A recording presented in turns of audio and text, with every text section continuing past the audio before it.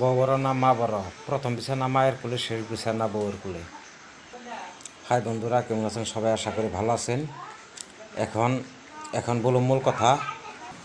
একটা ছেলেকে যখন মায়ের গর্ভে ধারণ করে, মায়ের গর্ভে রাখে, অনেক অনেক কষ্ট করে, অনেক কষ্ট করতে হয়।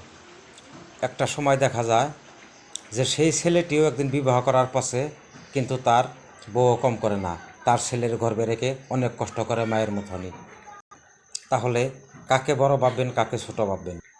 আপনাকে যখন আপনার মায়ে লালন পালন করে ডাঙ্গর দিগল করছে, অনেক পরিশ্রম করছে, একটা সময় দেখা যায় আপনার বউ তো কম করে নাই, আপনার ছেলে মেয়ে নিয়ে অনেক কষ্ট করে তার লালন পালন করতেছে। আপনার মায়ে যখন আপনাকে কষ্ট করে ডাঙ্গর দিগল করবে, একটা সময় দেখা যাবে কি যে আপনার ছেলে মেয়ে আপনার বউ ওই রকম করে কষ্ট করে মানুষ করবে। তাহলে কাকে বড় কাকে ছোট ভাববেন? আপনার মায়ে নামাজ পড়ে আল্লাহর কাছে দোয়া করবে, আমার ছেলে জানি অনেক বছর বেঁচে থাকে, আর কামায়া যেন জানি বরকত দেয়, জেনে যে হালে থাকে আল্লাহ জানি তাকে ভালো রাখে।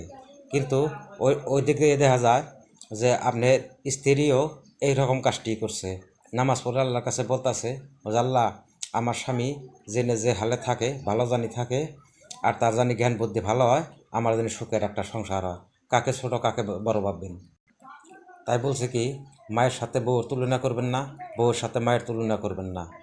মায়ের জায়গায় মা আছে, বউয়ের জায়গায় বউ আছে। কাউকে ছোট করে দেখবেন না, কাউকে যদি ছোট করে দেখেন এটা কিন্তু মস্ত ভুল হব। কথাটা যদি ঠিক বলে থাকি তাহলে কমেন্ট করে জানাবেন, আর একটা শেয়ার করে দিবেন, এটা আমি অনুরোধ করে বলছি। Thank you.